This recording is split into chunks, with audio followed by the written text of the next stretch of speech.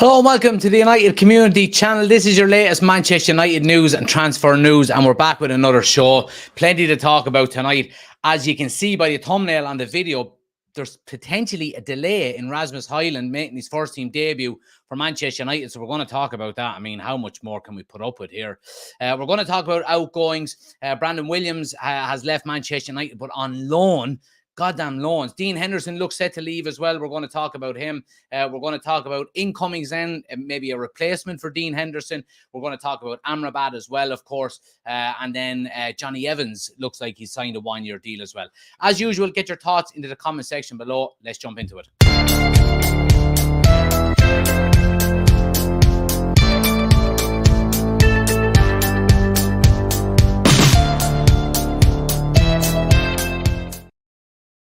But yeah, guys, we start nowhere else but Rasmus Højlund. He is expected to be out of action until after the international break. This is coming from Samuel Luckhurst in the Manchester Evening News. And he states that according to Samuel Luckhurst, the Danish striker won't return until after the September international break. So look, we do know obviously that there was an issue when he was doing his medical at Manchester United. It was discovered that he had a minor back injury, and that if he comes back and plays too much football on it without allowing it to fully recover, it could turn into something like a stress fracture, which then could lead on to more serious issues.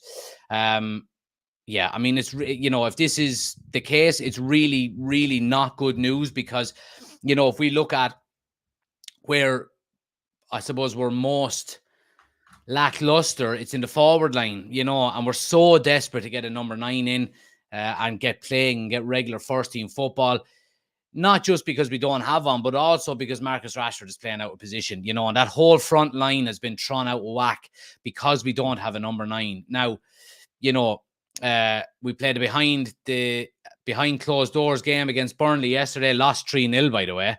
So yeah, another fantastic story for Manchester United.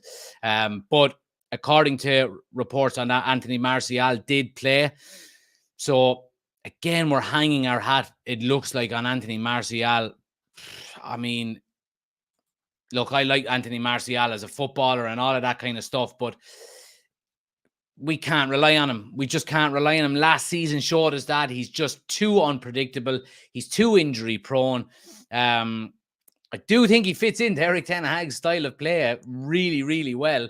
He holds up the ball an awful lot. I think he created an awful lot of goals last season for Marcus Rashford when he did play. That whole kind of, and the second goal against Liverpool at Old Trafford always stands out to me. He drops out, gets the ball. His first touch is really good. Brings some defenders with him and creates space in behind him. Rashford penetrates.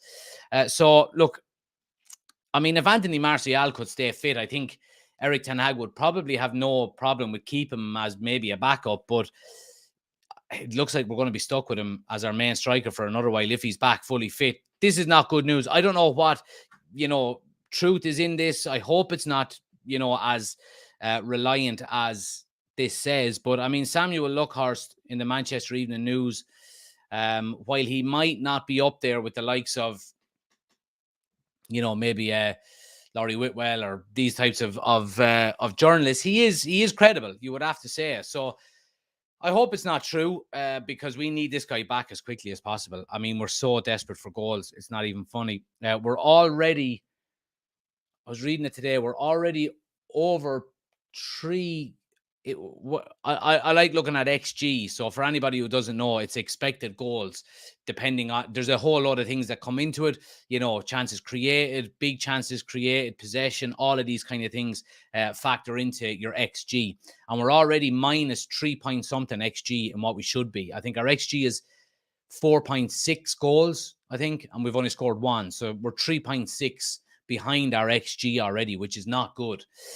So we're so desperate for goals, and we seen it last year. Obviously, I think we scored, was it 56 goals we scored last year in the Premier League?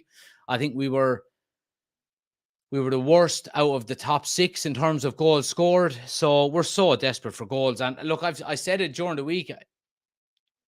There's going to be an awful lot of pressure put on this Rasmus Højlund.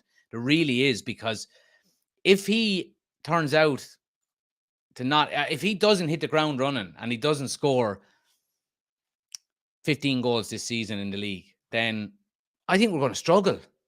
I really do think we're going to struggle. Marcus Rashford had an unbelievable season last year. He obviously has the potential to continue doing that, but it's an awful lot of pressure to be on his shoulders that he has to score 30 plus goals to get us into the Champions League again next season. So, I mean, Rasmus Højlund is going to have to score goals because goals aren't coming from too many places when it comes to Manchester United. We've played 2 games already. We've scored 1 goal, and that was from our centre back.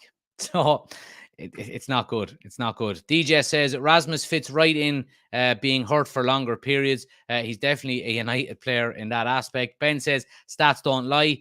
Irish lad says surely United could get a half-decent striker on loan until January. Well, the thing about half-decent strikers is there's not many of them about. We got a striker on loan last January. We see how that turned out. What did he score? 3 goals in 6 months? So strikers are the hardest.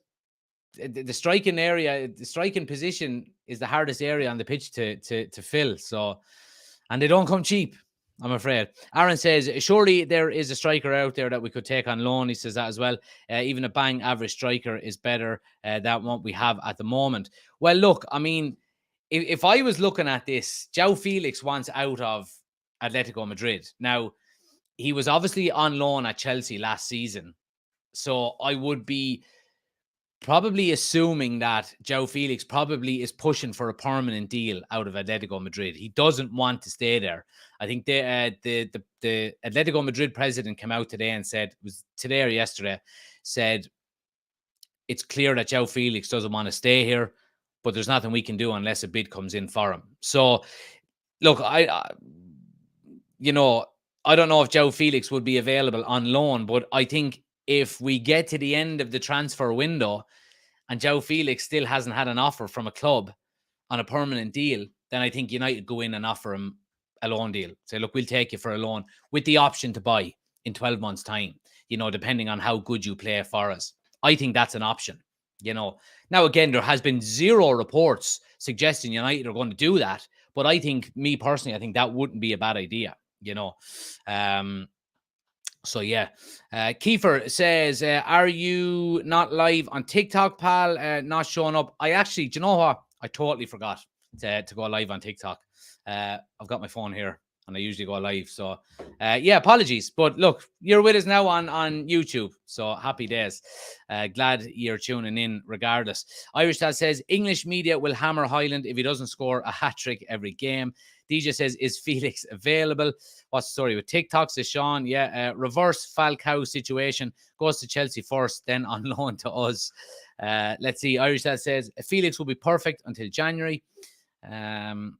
He says, feck's sake, I'd nearly take Lukaku at this stage. No, I would not take Lukaku.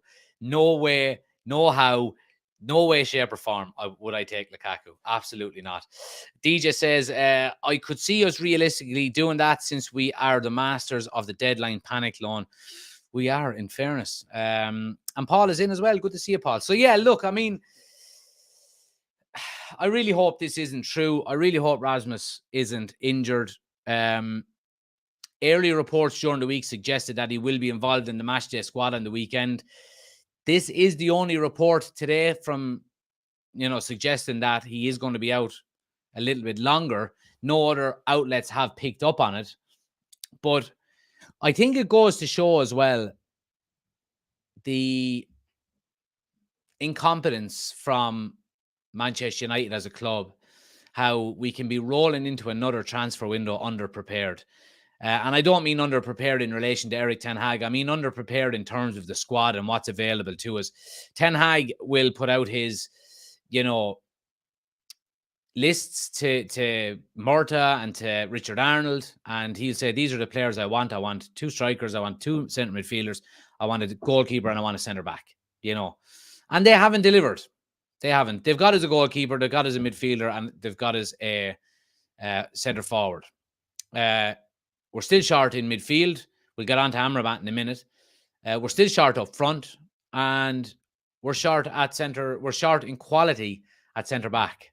So I don't think the board have delivered for Eric Ten Hag this summer. I really don't. And I'm not surprised to see him keep the likes of Scott McTominay on the bench. Maybe it's Eric Ten Hag making a statement to the board saying, I need more resources here. If you don't get me more resources, we're not going to continue to win games. And the pressure always is going to come on the manager, But the manager can only deal with the players that are put in front of him. The manager is not going out buying players, and I think there's a lot of unfair criticism on Ten Hag over the last week or so, especially since the Spurs game, about the players that he's bought, and I think Anthony is a big one there. Obviously, Anthony is not playing well at the moment, and there's a lot of criticism from media outlets and from fans, both United and opposition, about the amount of money supposedly Eric Ten Hag spent on Anthony, which I think is absolute nonsense because Eric Ten Hag did not spend 80 million, 85 million on Anthony. Manchester United did. Eric Ten Hag went to Manchester United and said, I want Anthony. Get me Anthony. Anthony was available for 45 to 50 million euro at the start of the transfer window last summer. And United dicked around trying to chase Frankie de Jong for the bones of 3 months and then panicked and went back to Anthony and paid 85 million for him because Ajax had him by the bollocks at that stage, and that wasn't Eric Ten Hag's fault. It really wasn't. Eric Ten Hag put out his list of players, told them who he wanted. It was up to the board to go and get him, and they didn't. Well, they got him eventually, but they didn't get him in time, and they didn't get him for the right price. And that's the issue there. So, look, I think Eric Ten Hag is getting a lot of unfair criticism. Now, look, I will say there are some criticisms there for Ten Hag over the last week or so. I think he was slow to change the team on the weekend against Spurs. I think we should have changed a lot quicker. I think it was 65, nearly 70 minutes before we made a change. We were getting run ragged from halftime onwards. And but I mean, he's working with limited resources still, even though he spent, again, I go back and I've nearly said it. I just said it there. He hasn't spent. United have spent. We need to get better at negotiating. It's as simple as that. All of this money that's been, that United are Eric Ten Hag specifically, this chain that's weighing him down over his neck, especially from opposition fans saying, Eric Ten Hag has spent 400 million in just over 12 months. No, he hasn't. Manchester United have. Eric Ten Hag put a list of players in front of the board. I said, these are the players that I want. Go get them. The board are clearly not good at negotiating. They're clearly really good at overspending. We paid too much for Anthony. Looking back on Casemiro's first season, I think we got him for a bargain, I would say, given how well he played. We probably paid too much for Mason Mount. Who else did we sign last year? Lisandro Martinez. We probably played slightly too much for him as well, although I do think that in the long term won't be an issue. So these kind of issues are not Eric Ten Hag's fault, in my opinion. Now there are some criticisms there that he does have to take on the chin. But this whole he spent so much money, it's manager doesn't decide how much Manchester United are going to spend on a player. You know what I mean? He gives his opinion on the players he wants, and it's up to the board then to get a good deal. And Arnold and whoever else is negotiating. So, yeah, Eric Ten Hag is okay in that opinion, in my eyes. Let's see. DJ says, brought in a developmental striker who is hurt, and depending on him to get back ASAP is not good at all for a big club. Absolutely. He also says, looking like this might be our year to dip out of the top 5 like Arsenal did for a bit before their push last year. We should have went for Mitrovic last season. Old school, tough striker. Tomaldino says, Jack the GOAT. Appreciated, lad. Go follow him on TikTok, guys. Tomaldino. Irish lad says, even Vardy would do a job until January. I think Tony is a must in January. Yeah, I mean, that all depends on where Brentford are sitting come January, doesn't it? I mean, I don't think they've gone out and really replaced Ivan Toney with a new striker, have they? So, they might want to bring him back in January rather than sell him. But, we can't just go out and expect to get Toney. But yeah, Red Devils TV says, a big up, bro. Gutted about Hojlund delay. Yeah, look, let's see what happens. I think it's the only article that Samuel Luckhurst here, the only article that's mentioned in it is the Manchester Evening News. So let's hope it's not as rock solid as we might think. DJ says overpay FC. There you go. Ben says he means you look like a goat, I think. I appreciate that, Ben. Tony is a Liverpool fan, said Red Devils. Michael Owen played for Liverpool and he got probably the best derby goal of all time in Old Trafford. 99 minutes, I think, was it? Aaron says Tony has 20,000 grand on himself to stay at Brentford at 5-1. Yeah. Ben says, wear the red jersey, your fans won't be happy. And John says, it's terrible that we are in this situation yet again. Last minute desperation that every club can take advantage of. Glazers really need to be pushed on a decision. They really do. I mean, I'm so sick of the goddamn Glazers, I have to say. It's just going on and on and on and on and on and on and on and on and on and on and on and on and on. I just wish they'd fuck off. I really do. They're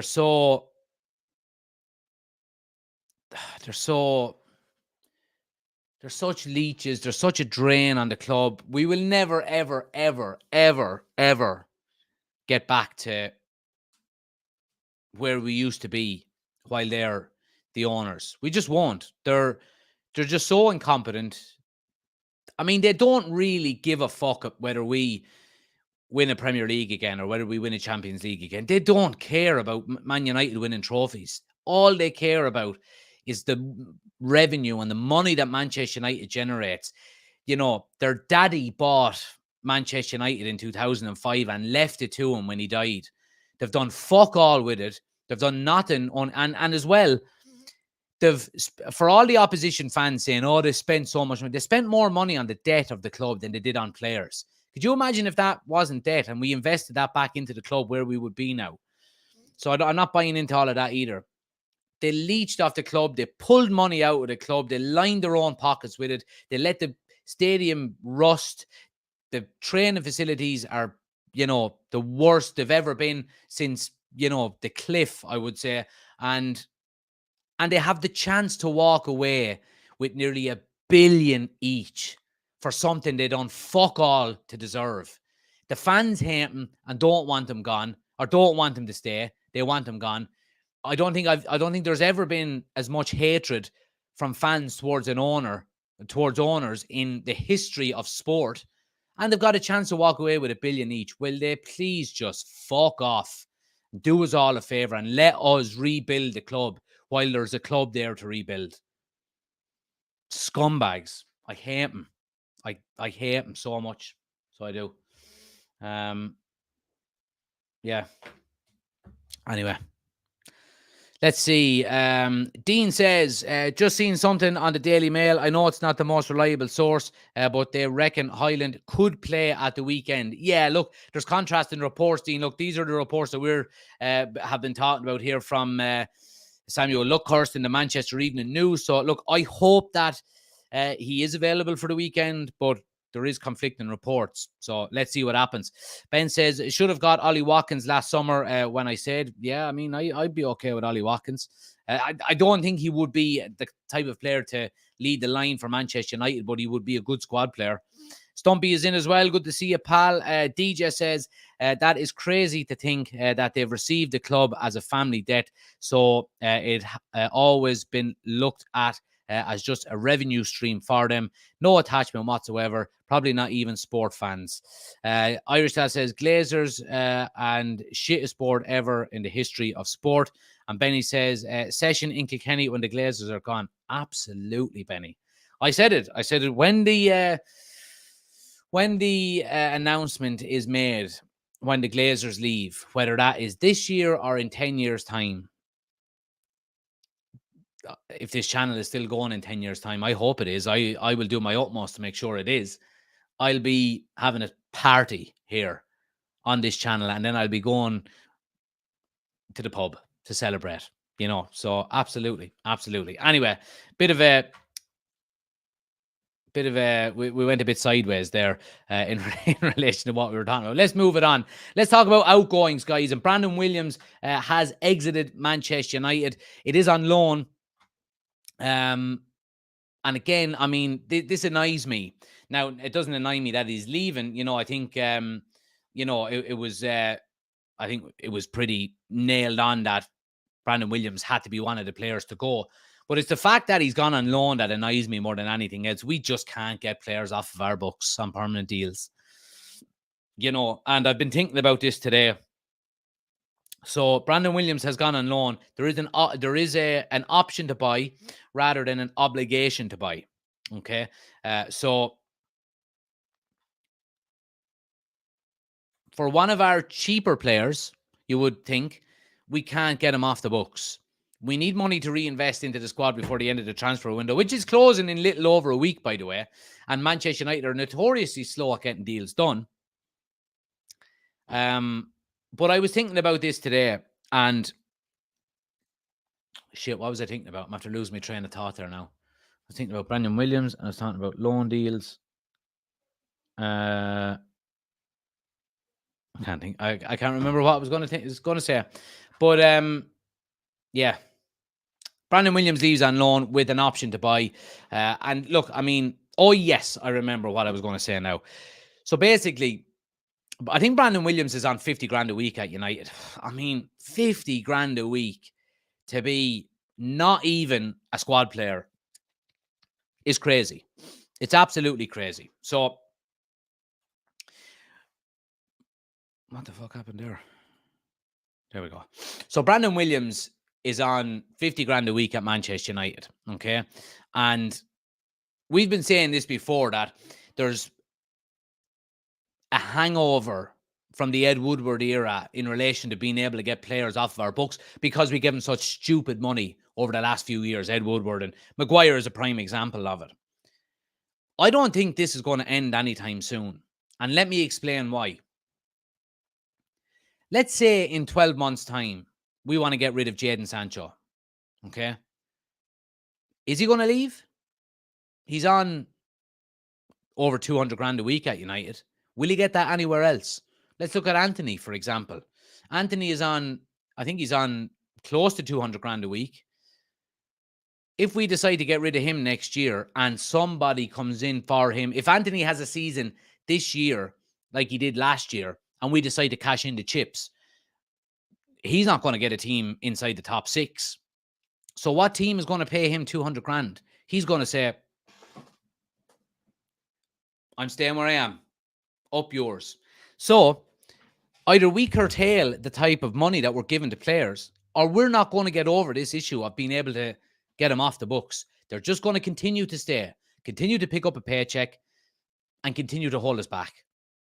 You know? So I'd like to know what your thoughts are on that as well. Let me know in the chat. Let's see. Aaron says, seriously speaking, with a week left in the transfer window, do we now need to keep McTominay? If the Amrabat deal isn't going to happen, I think he needs to stay as some sort of backup. I agree. We'll get into Amrabat in a minute. I think Amrabat could be one that gets done. He says, if Casemiro gets suspended or even worse injured, we are fucked. Yeah, I agree. Red Devils TV says, I'll never forgive Ollie for all the contracts he renewed, Maguire, Williams, Jones, etc. I don't blame Ollie as much for that, though. I really don't.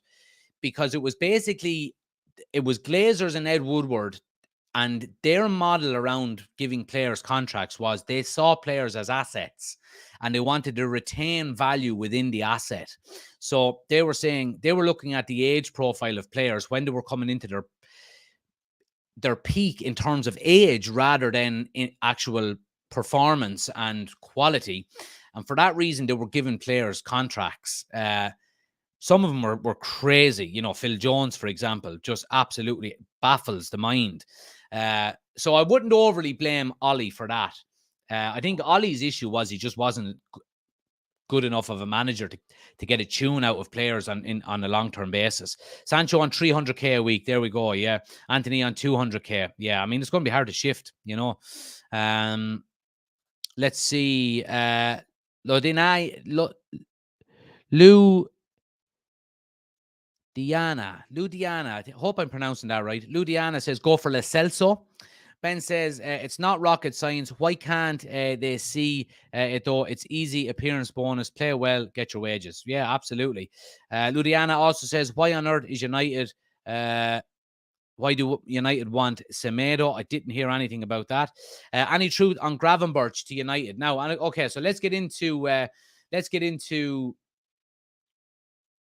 Gravenberch. I'll talk about Gravenberch real quick. Have I got the article here? I don't have it up, but basically I'll talk about him real quick. Gravenberch obviously is potentially going to be moving on from Bayern Munich. And today, Thomas Tuchel did come out and say he's opening to let him go. Now, in what capacity? I don't know. Manchester United haven't really got the funds to go out and buy a player unless we get rid of somebody. If we're going for Amrabat, then are we going for Gravenberch as well? I'm not 100% sure. So we're going to have to wait and see on that one. But time is running out. It really is. Red Devils TV says, but they let Cavani, Pogba, Herrera, Lingard, etc. go on freeze. Well, we tried to move them players on, and then players just ran down their contract. You know, players are quite smart because what they're doing is they're coming to United. They're getting a bumper deal on, like we were just mentioning there, Anthony 200 grand, Sancho 300 grand. They'll see out their contract on them massive wages. And then they will be able to take a lower wage going to another club because that club will get them for free. They'll be able to pay him a massive signing on bonus rather than giving him 300 grand a week. So it's win-win for the players. Make United contract for completely unexpected signing from the Premier League side with deal easy due to one factor copied from news article. Let's see.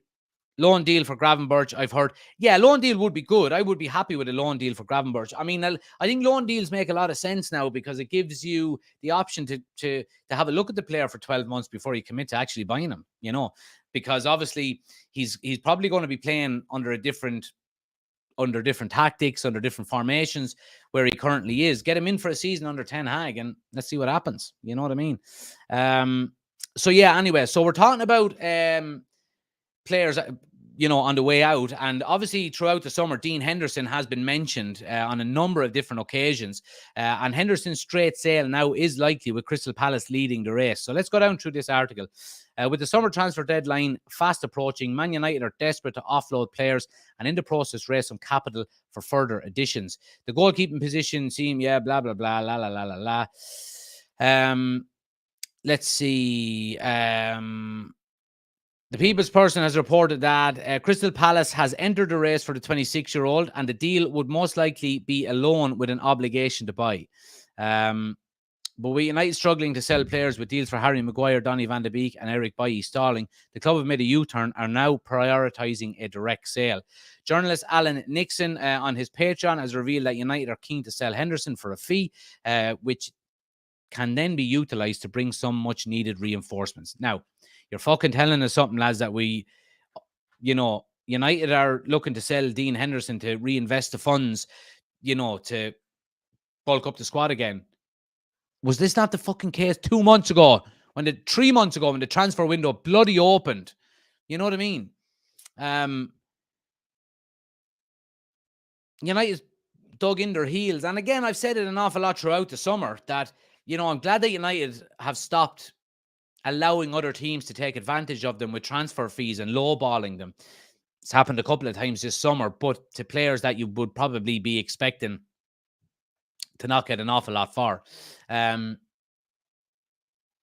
Dean Henderson was one of the players at the start of the transfer window that we were saying, if you can get Dean Henderson off the books, he's one of the players that you will get good money for, that we can go on and reinvest it into the squad. And United have fucked it up. You know, Nottingham Forest have looked elsewhere. They've bought another keeper besides Dean Henderson, even though he was on loan there last year. I don't know if United priced him out of the market or not. You know, we're just not good at negotiating. It's pure and simple. And I would never call for anybody to get sacked like other fan channels do. One in particular is constantly looking for board members to be sacked. We all know who it is. But questions do have to be asked. You know, why are we so bad at negotiating deals both in and out of the club? If the people who are in charge of negotiating these deals and brokering these deals and coming up with fees and, you know, what we pay and what we receive, if they're not good at their job, either you hire somebody to do that job for you, or the owners replace you. Now, we know that one level of incompetency basically leads on to another one. And we've got the most incompetent owners on the face of the planet. That is always going to trickle down through the spider's web onto the levels of, you know, Power, Murta, Arnold, so on and so forth. So, yeah, I mean, I don't really see it changing anytime soon. I go back to what I've said previously. Manchester United will always be pissing into the wind as long as the Glazers are there, because they set the standard. They set the atmosphere within the club. You know, they've basically been sitting back for the last minimum 10 years and allowing their staff to take the brunt of the criticism when they should really be facing up and taking it themselves. You know what I mean? Yeah. Irish Dad says, Ferguson or Hojlund, who will be better this season? Well, it's a hard one. I mean, Ferguson has scored goals in the Premier League. Hojlund has never played in the Premier League before. I think Hojlund's start is going to be very, very important. I think if he can get off to a good start and get a goal, if he can score, it'd be great if he got a goal on his first appearance for United. That would be brilliant. And then if he could get his second goal within his next 2 or 3 appearances, he's off. 2 goals in 4 games. Happy days, you know, or to score in 2 out of 4 games. Because, you know, 2 goals in 1 game and then not scoring for 3 games. You know the pressure is going to be coming on from opposition fans and from media outlets. They're just waiting for him to stop scoring goals. They've already got the headlines ready. TalkSport, Jim White, and these donkeys are already there with their articles ready to go to slam Rasmus Højlund when he goes through a barren spell of not scoring goals. You know, did United make a mistake? You know, did they get the right lad? Why didn't they go for Kane? Why didn't they go for Ferguson? You know, all of this nonsense. Just like we're seeing now with Mason Mount. You know, 2 games. He hasn't had a good game, you know, in his opening 2 games. It's 2 fucking games, lads. You know what I mean? And I'm seeing a lot of United fans jumping on it as well. You know, talking about Mason Mount is useless. Mason Mount is crap. Why did we sign Mason Mount? Mason Mount won the Champions League and he was Player of the Year for Chelsea. You do not do that if you're a bad player. He is a good player. He needs time to settle. He needs time to learn what Ten Hag expects from him. And he needs time to integrate with his teammates. You know what I mean? Give the chap time. And stop jumping on the bloody bandwagon of all of these numbskull fans that are on Twitter with fucking no brains in their head, just looking for clicks and likes. Like the video and subscribe, by the way. But you know what I mean? You know exactly what I mean. So, yeah, look, I mean, Rasmus Højlund, he's going to have to hit the ground running, isn't he? He really is. There is going to be pressure on him if he doesn't. But I think if Rasmus Højlund can get 2 goals in his first 4 games or score in 2 of his first 4 games, he's off. Pressure is off. You know what I mean? 19, what age is he? 20 years of age. Is that what he is? Or is he older? I can't remember. But yeah, if he can score in 2 out of his first 4 games, he's away. Pressure is off. Rashford starts scoring from the left end. Bruno gets his finger out of his hole and starts chipping in with a few goals. Anthony stays on the bench and Sancho just absolutely lights it up on the right-hand side. We're off. You know, it's not going to take a lot for Manchester United to go from the misery that we're in now to, fuck, we've got something on our hands here. You know, Rashford back out on the left, pick up where he left off. Rasmus Højlund scores a few goals. And Jadon Sancho just says, right, I'm going back to the Dortmund days and I'm going to light it up here at United. We're back. Please, God. Anyway. Oshin is in. Good to see you, pal. Benny says he's 20. Finn says, you hear about City or Liverpool after someone and the day later, the deal is done. All our business is done over the months in the public eye. What the hell are we at? Well, see, Finn, we're the biggest club in the world. Hated, adored, never ignored. So the spotlight is always on Manchester United, whether you're winning or losing. There's nothing you can do about it. Irish Dad says 100% Finn. Cottle is in. He says Martial has to start tomorrow or Saturday, whenever it is. Yeah, we were just talking about that. I mean, if this article is to be believed, then it has to be Anthony Martial. You know, it has to be Anthony Martial. Let me just take a drink of water here.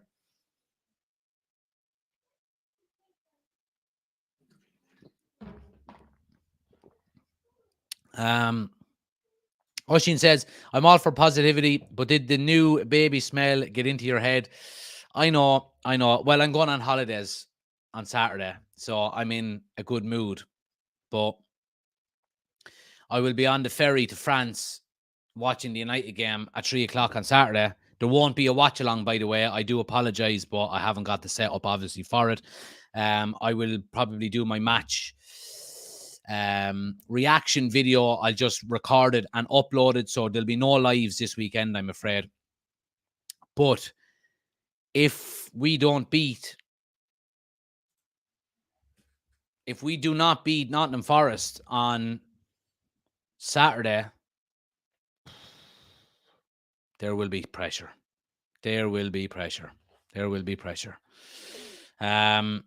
Aaron says, we knew things are wrong when we are hoping for Martial to start. Benny says, is Martial actually injured or flat out doesn't want to play with the laziness? He's back from injury, which he played in the behind closed doors game against Burnley yesterday. And Finn says, some man for holidays. Finn, work to live. Don't live to work. That's my motto, my friend. You might as well spend the money. You can't take it to the grave with you. So, yeah, let's move it on, guys, and let's talk about, it feels like we've been talking about this guy every day, but Sofyan Amrabat. Manchester United tipped to sign Amrabat after 21 million target left out of the Fiorentina squad. Now, we've heard some updated reports on Amrabat over the last few days, and first and foremost, Fiorentina have basically dropped their asking price to 21 million. For fuck's sake, lads, will you just go out and buy him? Will you? 21 million for Amrabat. Just go get him. Put your hand down the back of the couch and find 21 million and pay the bloody fee. We have January to offload players to come into FFP and all that kind of stuff. For the love of Jesus, will you give Erik ten Hag what he wants? He wants Amrabat. They're after dropping the price to 21 million and he's left out of the matchday squad. Go and get him. Just go and get him, will you? Please. For the love of Jesus. Yeah, I mean, like, I will say, I mean, when it comes to Amrabat, by the way, has anyone got the fucking new United membership, premium membership? Right? Has anyone got it? I have. The fucking pen. The pen. Oh, Jesus Christ. It's so annoying. So, you see I mean, who the fuck still puts them on pens? No one clips pens onto their chest anymore like they used to in the old days. So, right, it's a twisty pen. So, when you twist it, right, you can see the top coming out of it. So, you twist it. Yeah, so it's one of them ones, right? Every time you put it in your hand and you go to write with it, your hand clips off of that yoke and it twists it back and it moves the yoke away. So, you're writing and then all of a sudden the nub of the pen Ah, Jesus, it disappears. It does me head in. Anyway, sorry. Segue. Amrabat, sorry. Where was I? Amrabat, 21 million. Left out of the match day squad. I think this is something that's going to get done. I really do. I think Amrabat to United will happen. I think we'll get it over the line. I mean, do you still keep Scott McTominay? I probably don't. I think if Amrabat comes in, I think Scott McTominay probably goes. If we can shift him, we probably can't. But if Amrabat comes in, Scott McTominay is not going to get a sniff this year. We've still got Kobe Mainoo to come back. Now, he is going to be out for a few months. So, but you would expect him to be straight back into the first team squad. So, yeah, I mean, look, Amrabat is a deal that has been dragging on now for too long. I can understand why, because we need to get players off of the books before, we need to generate revenue before we can spend money. I understand that. I do understand that. But Jesus, lads, 21 million for a player of his ability, just go get him. Now, I don't think he's going to come in and, be a first team regular week in, week out, week in, week out. I don't think so. I think he would be a squad player, but he would be a damn good squad player. He wants to sign for United. He's desperate to sign for United. There was reports today suggesting as well that there is contact for Sofyan to join Galatasaray. Now, I don't know what the source is on this. I've never heard of this guy before. He's got 35,000 followers on TikTok. Look, we can take this, with a pinch of salt, but let me zoom in on it so you can see here. So yeah, basically he's saying there's contact for Sofyan to join Galatasaray. I mean, Galatasaray from Fiorentina would probably be a step down, you would think, going from Serie A to the Turkish league. But Fabrizio Romano has come out with this then as well. He said, Fiorentina CEO Baron on Amrabat deal.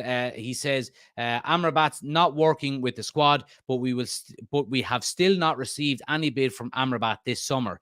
If there are players who are unhappy here, we can start considering bids for them, of course, he told Sky. So, look, they're open to selling him because he wants to leave. And, United should be going out and getting him. We really should. Now, I don't know. Is this a ploy of Manchester United to leave it as late as possible in the transfer window so we can get him as cheaply as possible? I don't know. But I don't think you're not going to get him for much cheaper than 21 million, in my opinion. Go get him. Jesus, just go get him. He would be a brilliant addition to the squad, in my opinion. Let's see. Oshin says, McTominay will play League Cup with Johnny Evans. Cottle says, Amrabat has literally been training by himself and we haven't put in a bid. Embarrassing. Irish Dad says, if we don't get Amrabat, what cover do we have for Casemiro? McTominay. Pretty much, yeah. Benny says, if Gravenberch and Amrabat come in, then yes. Amrabat by himself, then no. Need Scott as backup, I think. Might be a bad idea, yeah. Irish Lad says, United looking to buy Amrabat for 60 million instead. Oshin, it's called old school. Let's see. People are talking amongst themselves. Benny says, Fiorentina dropped the price. United say double it and we have a deal. It's like that. So, United trying to buy players is like, remember Joey in Friends when Rachel is trying to get him to come down and try on some or do something for him. And she says, Joey, please do it for me. I'll give you 10 free Ralph Lauren shirts. And Joey goes, 1. No, 10. You said 10. You can't take that back. That's basically what Man United are in the transfer window, Sofyan Amrabat is there for 21 million. We'll give you 50. No, 21. Yeah, 21 is fine. Yeah, 21 is fine. Dopes. Look at the pen. It's after doing it again, you fucking bastard of a pen. I'm trying to write things down. Pengate. Fucking hell. Let's see. I prefer vintage to retro. The 14-year-old told me the other day I was born in the 90s. I mean, she's not wrong. Still hurts. Or the 1900s. Sorry. Yeah. I think in another 40 years when we're like in our 70s. And what year were you born? Like young people then will ask us, what year were you born? And we were born in a different millennium. You know what I mean? I was, it'll be 2000 and what'll it be? It'll be 2063, for example. What year were you born? I was born in 1989. Old timer I am. Sit down there and make Grandpa an old mug of tea. And let me tell you some stories. I don't know why you have a Southern American accent saying all of that, but anyway. Gift says, what is really going on at our club? We should get Amrabat now. We should. I think we will. Aaron says, that's the pen they're using for the contracts. I think that's why the Glazers haven't actually signed over the club to Qatar yet, is they're using that fucking pen. So they are. That keeps... Anyway. Did I get a pen last year? I got loads of pens here. No, I don't think there was a pen in last year's membership package. Anyway, geez, we're going off topic an awful lot. Let's see what we talking about. Johnny Evans gets a 1-year deal. And Manchester United, I think we all expected it. No one is really too surprised about it. But again, look, I'm not going to spend too much time on this. This is a backup. This is going to be a backup. So, but yeah, happy days for Johnny. Good pro to have in the dressing room, setting good examples. Good leader. Plenty of knowledge of the game that he can pass on. So yeah, happy days. But he ain't going to play too many games. And last but not least, I do want to talk about Hannibal. United are yet to make a decision on Hannibal's future. It's again whether he stays in the squad or not, whether he goes out on loan. I don't think he's going to be sold this summer. I wouldn't expect, but you would never know. I don't think he will be amongst the first team squad an awful lot. He might play maybe some League Cup games, maybe early FA Cup round games if they're against lesser opposition. But he's not going to get Eriksen. He might get in ahead of Eriksen maybe on the odd occasion, but he's not going to get ahead of Mount or Fernandes or Casemiro or Menu when he's fit. So, yeah, look, let's see what happens. With Hannibal. Guys, please do smash the like button if you haven't already done so. Helps the channel out an awful lot, as you do know. Please do hit subscribe if you're new to the channel as well. We'll be back again tomorrow night. It'll be the last live. And then I won't be doing the watch along on Saturday. Obviously, like I said, I'll be on the way to France, but I will be bringing the camera with me on my laptop. So I will, if I can't do lives over in France, what I will do is I will pre-record some videos and upload them for you to watch regardless. So yeah, check that out. But hopefully I can go live. I'll try to do a couple of lives over there in the evening time. They'll probably be a bit sporadic. There won't be a set time because obviously I'll be on my holidays. So if I get an hour, I might just go live, on YouTube real quick or something like that for half an hour, 3/4 of an hour, and we'll have a chat. But yeah, I will be away. I'll be away from Saturday to Sunday. I'll be back in Ireland on Sunday, early Sunday morning.